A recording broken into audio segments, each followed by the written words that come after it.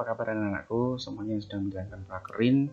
Semoga tetap semangat, semoga bisa menjalankan hingga nanti akhir bulan Desember dan kita kembali ke sekolah dengan sejuta ilmu yang sudah kalian dapatkan dan tentunya kalian lebih dewasa dalam menghadapi hidup. Nah, ini Pak Awang coba akan share materi tentunya di kelas 12 mengenai table setup sesuai menu. Sebenarnya kalau kita belajar table setup kita sudah pelajari di kelas 11, kita sudah mengenal tentang basic table setup, kemudian ada standar table setup, dan yang terakhir ada elaborate table setup. Namun yang perlu kita tekankan di sini bahwa nanti kalian bisa melakukan table setup sesuai dengan jenis menu yang diminta oleh tamu atau jenis menu yang sudah dipesan oleh tamu. Baik, Pak Awang di sini akan coba ingatkan lagi sebenarnya apa sih esensi dari table setup atau tujuan dari table setup, bahwa table setup adalah fungsinya untuk mengatur dan menata jenis peralatan yang dipakai oleh tamu, kemudian tentunya sesuai dengan jenis hidangannya. Nih yang sempat Pak Awang ulas tadi, bahwa esensi dari table setup kalian harus tahu jenis hidangan yang sudah dipesan tamu oleh yang sudah diminta oleh tamu. Itu yang menjadi pokok. Kemudian sebelum lari ke table setup, Pak Awang ingatkan lagi tentang kerangka menu, bahwa menu itu ada appetizer atau yang dikenal dengan hidangan pembuka, kemudian ada sup setelah makan pembuka berarti, kemudian untuk ukurannya sendiri bahwa di appetizer itu ada 50-75 gram. Tentunya ini sangat berbeda ketika kalian memesan secara ala carte. Kalau table date karena mereka sudah satu set menu, otomatis jumlah porsinya akan dikurangi karena masih ada hidangan-hidangan selanjutnya. Kemudian selanjutnya ada sup, itu nanti biasanya disajikan dalam bentuk sup cup atau plate soup yang tentunya porsinya juga sudah diukur. Kemudian ada main course, namanya juga main berarti hidangan utama. Kalau untuk set menu dia disajikan dalam ukuran 175-200 gram, ini termasuk sudah dalam gabungan set dish, atau set dish yang dimaksud ada kentang mungkin atau sayuran, kemudian sausnya. Kemudian yang terakhir kalau untuk ala carte dia disajikan dalam ukuran 200-250 gram atau disajikan dalam bentuk ala carte atau pesanan sesuai dengan menu yang dipilih oleh tamu, tidak satu set. Kemudian untuk dessertnya sendiri itu adalah hidangan penutup, ini makanan pencuci mulut, mungkin ukurannya hampir sama dengan kita makan appetizer, bedanya ini cenderung rasanya manis. Nah, setelah itu Pak Awang kan ingatkan lagi tentang classification of menu, bahwa ada dua jenis, yaitu ala carte menu, kemudian ada table date menu. Apa sih yang menjadi pembeda? Namun sebelum kita bedakan, mungkin Pak Awang akan jelaskan dulu tentang pengertian menu, yaitu adalah bahwa menu is a list of prepare and presentation should attract customer and represent value for money. Kemudian artinya adalah bahwa menu merupakan daftar yang disiapkan dengan presentasi yang harus menarik, mungkin bisa disajikan dengan gambar hidangannya, kemudian mewakili nilai dari uang atau harganya. Kemudian ini adalah contoh ala carte menu. Mungkin kalian kalau sudah di F&B atau kalian menempati departemen F&B untuk program prakerin ini, kalian sudah tahu menu ala carte. Di sini yang ditekankan bahwa di ala carte menu adalah satu menu merupakan satu harga. Nih contohnya ada vegetable spring roll atau lumpia sayuran. Kemudian ada harga spaghetti bolognese di sini Rp70.000.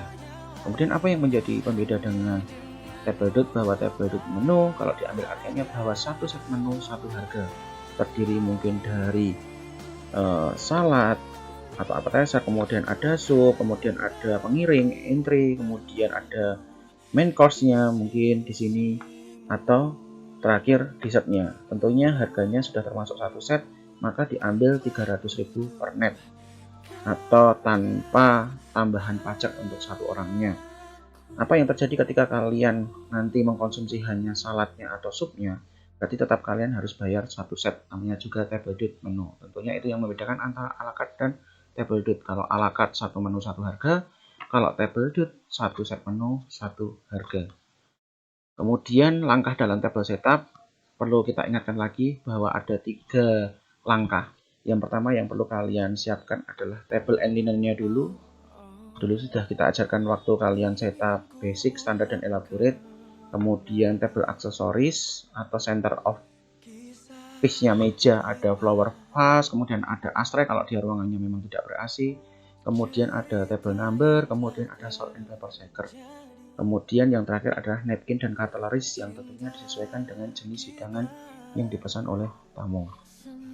Nah, ini contoh basic table setup yang sudah kita pelajari, bahwa di sini hidangannya hanya ada main course nih yang menjadi pokok. Kemudian kalau ini ada sejenis hidangan roti tambahan yang disajikan dengan butter. Ini sifatnya komplimen atau gratis. Kemudian ada mineral water untuk minuman. Ini juga komplimen. Kemudian yang standar dia ada tambahan supnya. Ini hampir sama dengan basic. Bedanya dia ada tambahan sup. Kalau elaborate dia lengkap dari appetizer. Ini ada nomor B, kemudian nomor F. Kemudian ada hidangan sup, dia di nomor C, kemudian ada main course di D dan di E, kemudian dessert ada di H dan I.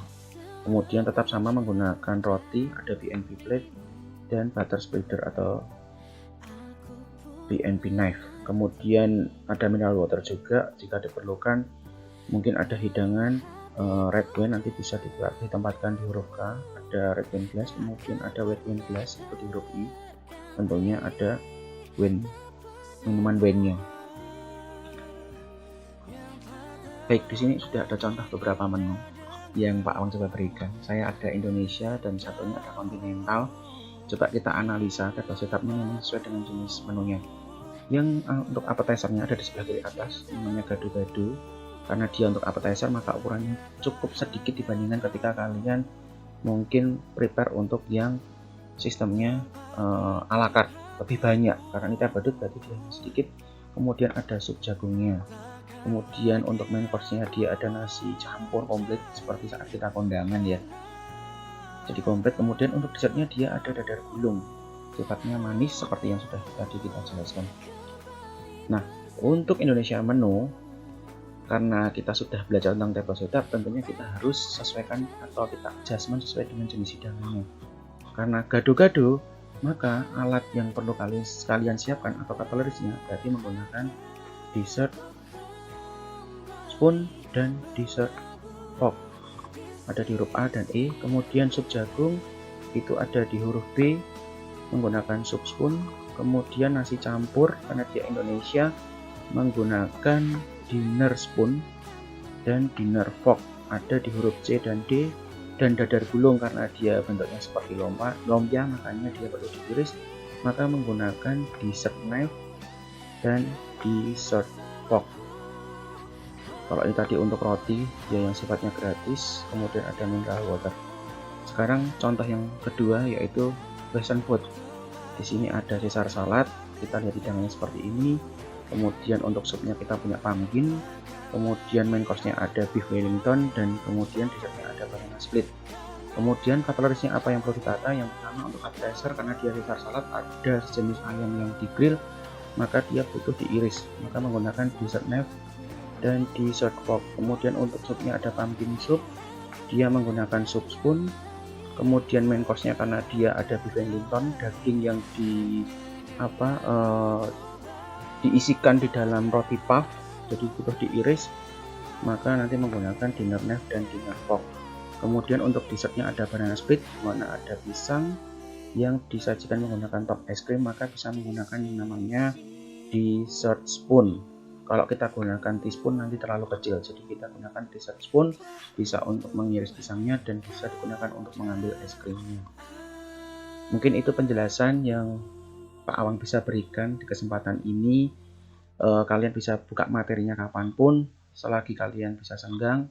Semoga ilmunya bermanfaat. Kemudian selamat menjalankan prakerin semakin kuat. Kalau menyerah, ingat lagi bahwa proses prakerin ini bertujuan untuk kesuksesan kalian di depan. Terima kasih, sampai jumpa, salam hebat, perhotelan keren.